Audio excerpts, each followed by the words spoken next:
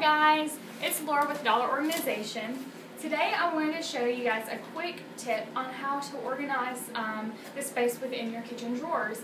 And originally I had decided that I wanted to buy drawer organizers for my drawers because I just didn't like the clutter. Everything was mixed in with everything and I did not like it. So I was looking at some drawer dividers and they're pretty expensive. They cost, they're on my budget, they're expensive. On someone else's budget that has two incomes coming in, they probably wouldn't be as expensive. But for me, I couldn't afford them, especially with all the drawers that we have in the house. So what I decided to do was make my own drawer organizers. And I'll go ahead and I'll show you guys the ones that I've made. I made these out of foam board from the Dollar Tree and just a couple of supplies that you already have in your home. Nothing that you would need to go out and buy special.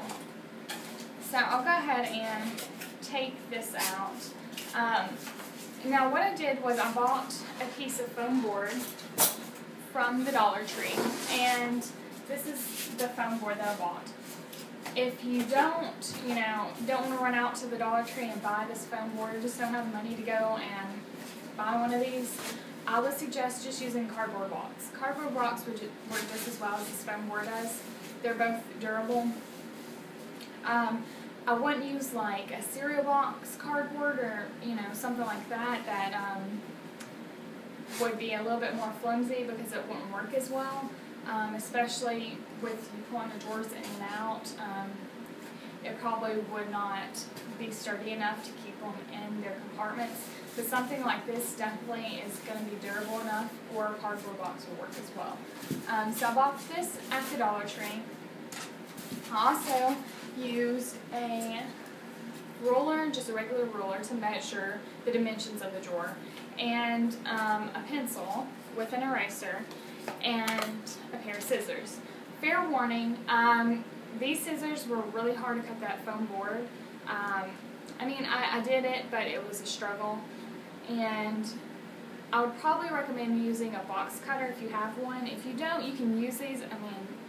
I got my drawers, I got the drawer dividers cut out and put the slits in them, but it probably would have been 10 times faster if I would have just used a box cutter. It took me about 10 minutes to make these two, which isn't bad. That's counting doing my measurements and everything, but it probably would have took me half the time if I would have just used a box cutter instead. And what I decided to do was, basically, I took the drawer and I measured the depth of the drawer first to know how tall my dividers needed to be. And mine was 3 inches, so I measured 3 inches and made my drawer dividers 3 inches tall. And then I measured how long my drawer was. And that's how I got the measurement for this divider. And with that measurement, it was 16 and a half. And as you can see, it fits pretty snug in here. You want it to fit snug so it'll stay in there really good. And then I made a slit in the top of it. So if you can see that, it's got a slit. So that was my first divider made. And this one I measured across and it was 13 and a half. So I went ahead and made this 13 and a half across. It's 3 inches deep again, and then I made a slit at the top of this as well. And this slit just goes right over top of this one, just like that. And it fits snug in there. So basically, all you have to do is just measure how tall you need your dividers to be to fit in the drawer, and then how either wide or long, depending on what way you're going to be sitting in. I really wanted to have something like this so I could divide out the spaces in my drawer, while also having a way to keep these from coming out. Because when I open it, without this in here, I'll pull this back, when I shut it, it would come out like that. Even though the actual container's in its place. And I thought about just putting something right here that would, like tape or something, just so it wouldn't go all the way back.